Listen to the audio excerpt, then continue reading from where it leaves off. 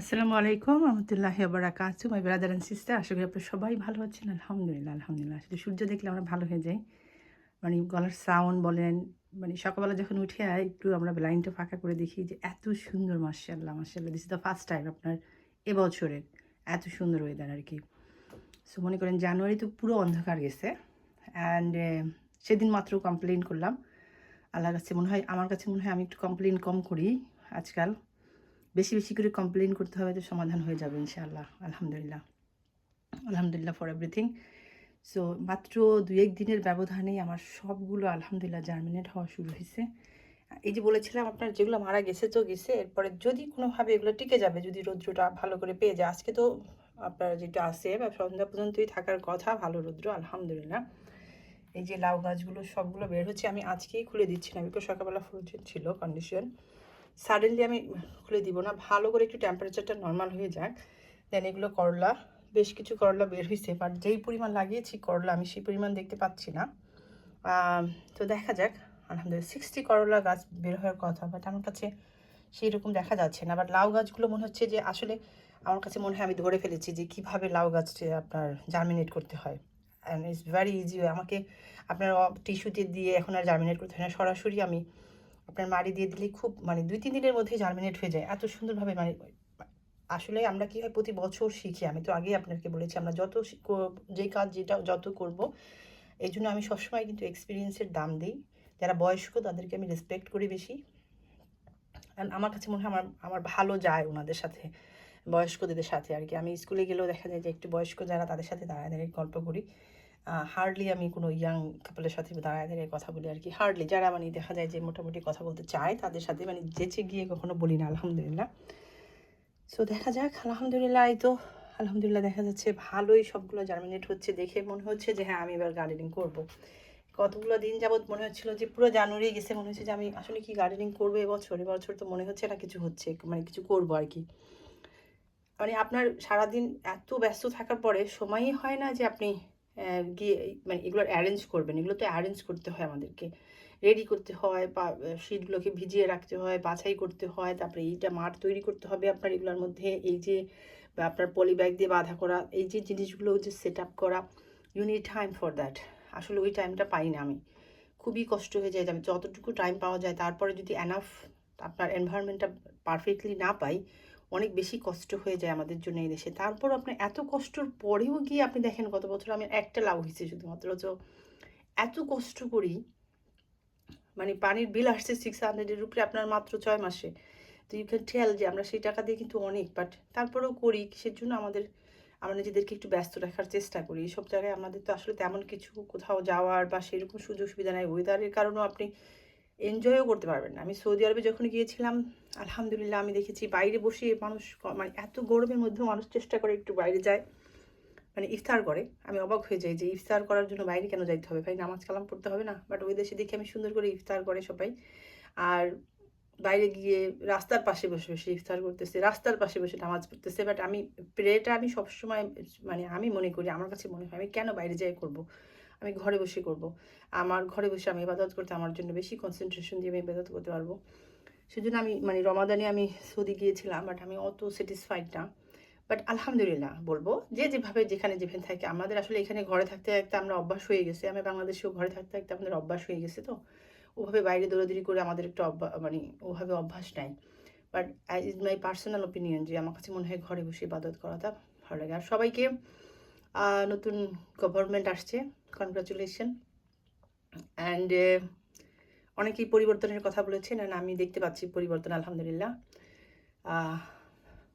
সব ওই মানুষগুলোর জন্য আমার কাছে খুব ভালো লেগেছে যারা পরিবর্তনের অনেক বড় বড় কথা বলেছে। এবং ব্যাক টু দ্য মানে যেখানে ছিল তার চেয়ে নিচে নামে গেছে আর কি। ওই মানুষগুলোর জন্য I am feeling good, but দেশের জন্য খারাপ লাগছে। বাট আমি শুধু এতটুকু বলবো, সিস্টেম কখনো পরিবর্তন করা যায় না। যদি আপনারা ক্লেভার হন, ভালো করে বিশ্লেষণ মানে রাজনীতি সম্পর্কে যদি আপনাদের খুব লিটল বিট মানে ধরেন 20% ধারণা যদি হয়ে থাকে, অ্যাজ এ মানে জনগণ হিসেবে আমাদের 20% 30% আপনাদের নলেজ থাকা জরুরি দেশ সম্পর্কে, দেশের মানুষ সম্পর্কে, আমাদের নেতা যারা আছেন তাদের সম্পর্কে এতটুকু নলেজ থাকা জরুরি যে মানে একটা ভোট যে দিবেন সেটাও যেন রাইট জায়গায় দিতে পারেন সেটার জন্য। অ্যান্ড তারপরে বলবো যে সিস্টেম আপনি কখনো চেঞ্জ করতে পারবেন না, ইটস নট পসিবল। কারণ সিস্টেম এখানে কেউ পরিচালিত হয় না, সিস্টেম অটোমেটিকলি পরিচালিত হয়, এই মানুষগুলো সম্পূর্ণই আলাদা। সো আমরা যেটা পরিবর্তন করতে পারবো সেটা হলো কি আমাদের নিজেদেরকে। তো আমি এক জায়গায় যাব, আমি ২ নম্বরই করে একটা কাজ করায় নিতে চাইবো তাড়াতাড়ি, বিকজ আমার হাতে সময় নেই, আমার হাতে টাকা আছে, সো আমি টাকা দিয়ে সো আপনি সিস্টেমকে সুযোগ দিচ্ছেন। টাকা চাইলে আপনি দিবেন না, করাবেন না, আপনি স্ট্রিক্ট থাকবেন যে আমি অনেস্ট থাকবো। এরকম একজন একজন করে যদি সবাই আপনারা নিজেদেরকে যদি পরিবর্তন আনেন, নিজেদের চরিত্রের মধ্যে যদি পরিবর্তন আনেন, সময়ের সাথে ভাইসা না যান, তাহলে আমার মনে হয় পরিবর্তন আসার সম্ভাবনা আছে।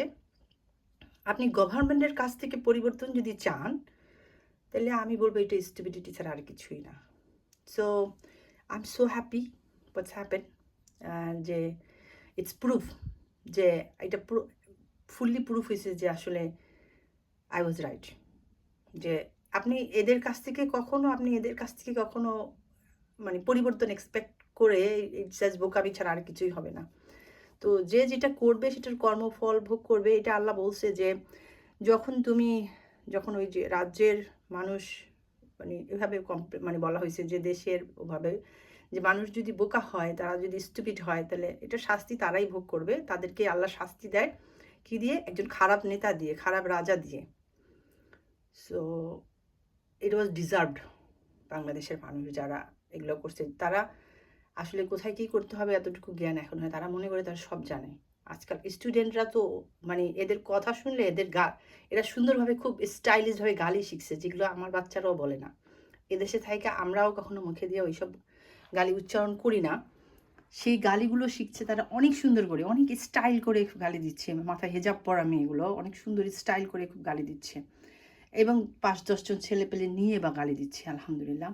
তো কি বলবো বলেন, মানে এদের সংখ্যা এত বেড়ে গেছে যে আমার এখন মানে এই জন্য আমি আসলে অনেকদিন ফেসবুক এইগুলোর মধ্যে ঢুকতে ইচ্ছা করে না, কথাই বলতে ইচ্ছা করে নাই। সো আমি শুধু এতটুকু বলবো, আজকে রমাদান আসতেছে, আমরা যেন নিজেদেরকে পরিবর্তন করি। একটা জিনিস বানাই যে আমরা যেখানে অপরাধ দেখবো সেখানে আমি নিজেকে, সামনের মানুষটা অপরাধ করবে, বিকজ সে করতে করতে অভ্যস্ত হয়ে গেছে, তারা সিস্টেমের মধ্যে আছে অপরাধ, প্রসেসভাবে আসতেছে। আমি একটু চেঞ্জ করি যে না, আমি অপরাধের সামনে মাথা নত করবো না।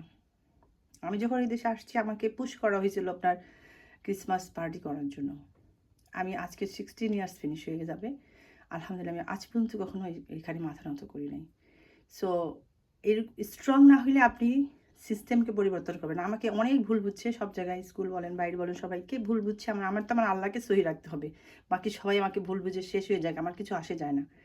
কিন্তু আমার পয়েন্ট যেখানে ছিল, আমি সব জায়গায় আমার আল্লাহকে খুশি রাখবো, এবং আমি সব জায়গায় বিশ্লেষণ করে দেখবো। যখন আমি দেশের ক্ষেত্রে আমি যখন কাউকে ভোট দেবো, আমি চিন্তা করবো কি আমার দেশের জন্য কে ভালো, পার্সোনালি সে কীরকম, আমার দেশের জন্য সে কতটুকু ভালো, আমি সেটাকে মাথায় রেখে আমি কাজ করব। হ্যাঁ, যেই লোকটা দেশে আমি জানি না কী করছে না করছে, চিন্তামই না, আল্লাহ মাফ করুক, বাট এটা আমি চিন্তামই না।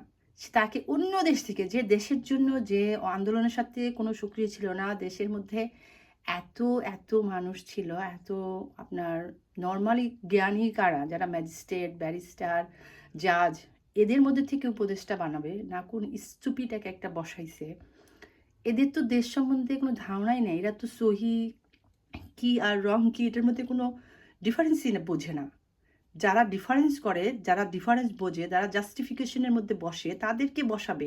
একটা লোকও ছিল না যারা ব্যারিস্টার বলেন, ভালো একটা ব্যারিস্টার, ভালো একটা জাজ, এরকম ম্যাজিস্ট্রেট, এরকম লেভেলের মানুষ আমি খুব একটা দেখি নাই। সব আসছে কোত্থেকে আল্লাহ জানে, থেকে নিয়ে আসছে এক ব্যাংকের চোর, তাকে আইনা বসাই দিছে। What he is gonna know about the politics? So এইগুলো হলো কি আমাদের স্টুপিডিটি। আমরা একদম নাচা শুরু করে দিই, তাকে বিল ক্লিন্টন ফোন দেয়, আর বেটা বিল ক্লিন্টন ফোন দিলে আমার কি, আমার দেশের কী লাভ হবে? কিন্তু এই জ্ঞানটাই তো অভাব, আর এই জন্যই তো আমরা সাফার করি, আমরা স্রোতের সাথে ভাসতে থাকি। ওই সেদিন দেখলাম একজন রিক্সাওয়ালার এই জ্ঞানটুকু আছে, বলতেছে যখন আওয়ামী লীগ রাস্তায় নামে তখনও দেখি কোটি কোটি মানুষ, যখন বিএনপি রাস্তায় নামে তখনও দেখি কোটি কোটি মানুষ, যখন জামাত রাস্তায় নামে তখন কিরে বাবা, এই মানুষগুলো তো নতুন অন্য দেশ থেকে উইরা সবচেয়ে এই দেশেরই মানুষ, তো ওরা কী করে? ওরা হুজুকে পাগল, ওরা হলে গিয়ে যখন যেটা পায় সেটা। আর সবচেয়ে মজার বিষয় আমার কাছে মনে হয়েছে কি, মানে তারা যে কীরকম টিটকারি করছিল, মানে আপনি অবাক হয়ে যাবেন যে মানুষ যেটা নিয়ে ব্যঙ্গ করে সেটাই তাদেরকে পড়তে হয়। তো যখন মানে আগের সরকারকে নামাই দেওয়া হয়েছে টেনে হেঁচড়ে, তখন তারা বলছে, তারা খুব ব্যঙ্গ করে খুব ভিডিও বানাচ্ছিল যে খালেদার ছবি দিয়ে, খালেদার মতো করে আর্ট করে, ভুরু-টুরু আর্ট করে, সাদা কাপড় ভূতের মতো পরায়া তারা বের করেছে, "ও ওই যে সে ফুসকি দিচ্ছে, তোমাকে আনা হবে না।" মানে এই যে বড়, বড় কথাবার্তা বলা হয়েছিল, আজকে আল্লাহ দেখেন তাকে এনে ওদেরকে চরম একটা শিক্ষা দিয়েছে। So I am so happy, আলহামদুলিল্লাহ। সো আমি জানি আমার আল্লাহই যথেষ্ট। সো আমাদেরকে উঠে পড়ে নেমে কিছু করতে হবে না। যখন আল্লাহ শাস্তি দেওয়ার ব্যবস্থা করবেন, একদম চরমভাবে করবেন, আলহামদুলিল্লাহ। সো দেখা যাক এর আগে কী করেছে তাও সবাই জানে। এখন আইসা 17 বছর পরে এসে কী করবে সেটাও দেখা যাবে ইনশাআল্লাহ। তো ভালো থাকবেন। মা ভাই বোন আছে দেশে, ফ্যামিলি আছে, বন্ধু-বান্ধব আছে, সবার জন্য দোয়া রাখি। আল্লাহ তাদের সহায় হোক অ্যান্ড সহি সুন্দর জ্ঞান দান করুক সবাইকে। অ্যান্ড যে কোনো মুহূর্তে, যে কোনো মূল্যেই যেন আমরা আমাদের ইমানটাকে শক্ত করে ধরে রাখতে হবে, সময়ের সাথে যেন ভেসে না যাই। 10 জনে করতেছে টিকটক, ওকে গালি দিয়ে তো আমাকেও একটা গালি দিয়ে ওই টিকটকটা বানাইতে হবে only for viewers and only for money. No, I don't have to do that. আমি জন্মের আগে থেকেই যা ছিলাম, হইছি, তাই আছি, এখন পর্যন্ত তাই আছি, মরবো ওভাবেই মরবো ইনশাআল্লাহ।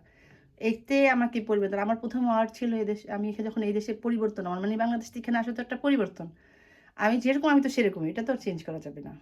এটা কখনোই চেঞ্জ হবে না। আমি সময়ের সাথে ভাসি না। তো এটা পছন্দ হয় নাই আমার শ্বশুরবাড়ির লোকজনদের। তো এজন্য অনেক বেশি সমস্যা হয়েছে। আমি এখন পর্যন্ত সময়ের সাথে ভাসি নাই। সো আলহামদুলিল্লাহ, আল্লাহর কাছে অনেক, অনেক শুকরিয়া ফর এভরিথিং। রামাদান কামিং, সবাইকে রামাদান মোবারক, রামাদান করিম। আল্লাহ সবার জীবনে অনেক, অনেক অনেক, অনেক রহমত নিয়ে আসুক। আর আমরা অনেক, অনেক, অনেক ইবাদত করে, অনেক বিশাল একটা সেল আসতেছে।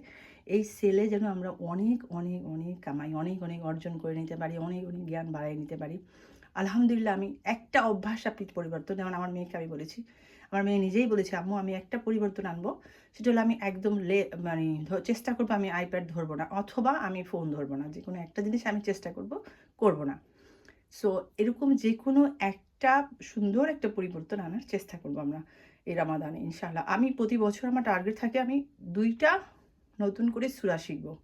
আলহামদুলিল্লাহ, আমি যখন আল্লাহর কাছে নিয়ত করেছি, আমার আল্লাহ ম্যানেজ করে দেয় কীভাবে, কীভাবে জন্য আমি এবছর ৪ টা করেছি আলহামদুলিল্লাহ। So I am so happy for that যে গত বছর ২ টা করতে পেরেছিলাম। এবছর ৪ টা আল্লাহ করাই দিছে আলহামদুলিল্লাহ। আগামী বছর হোপফুলি আল্লাহ আমাকে ৬ টা করাই দিবে। সো এভাবে যেন আস্তে, আস্তে করে ফিনিশ করে ফেলতে পারি ইনশাআল্লাহ। অ্যাজ মাচ আল্লাহ আমাকে সুযোগ দিবে ইনশাআল্লাহ। ভালো থাকবেন, দোয়া রাখবেন, সুন্দর, সুন্দর অভ্যাস করবেন। আর সময়ের সাথে ভাসবেন না। কারণ কোরআন আসছে আজকে থেকে অনেক বছর আগে। কোরআনের যে নিয়ম কানুন এগুলো কিন্তু অলওয়েজ সেম। আজকে থেকে একদম কিয়ামতের আগ পর্যন্ত সেমই থাকবে। সো আমরা সময়ের সাথে ভাসবো না। সময়ের সাথে আমাদের কোনো পরিবর্তন আনবো না। আমরা যেরকম সেরকমই থাকবো। আমাদের ঈমানটা যেন সবসময় শক্ত থাকে। ভালো থাকবেন। আসসালামু আলাইকুম। জাযাকাল্লাহ খায়রান।